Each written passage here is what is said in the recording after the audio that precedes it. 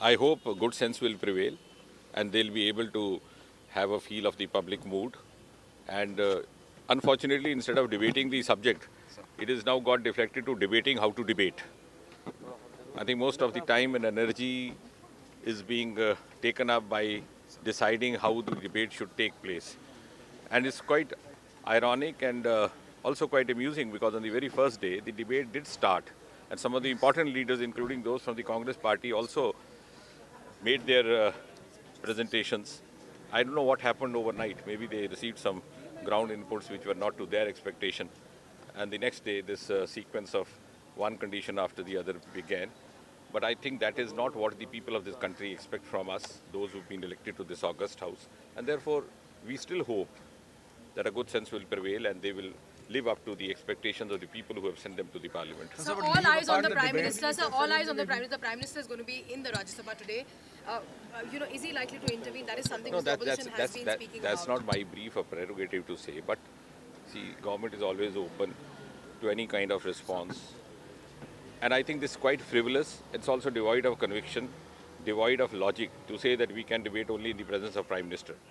I would rather go one step further and say that if a debate carries on for 3-4 days, even the minister concerned, for that matter in this case, finance minister, is not expected to sit all the 4 days. The senior minister has to perform other tasks also. He has to be in the other house. He has to do his official work. And this has been a tradition right from the time of the first Prime Minister, Jawaharlal Nehru, whom they hold as their whom they tend to emulate or claim to emulate. And therefore, I don't know how this sudden demand on their part has arisen.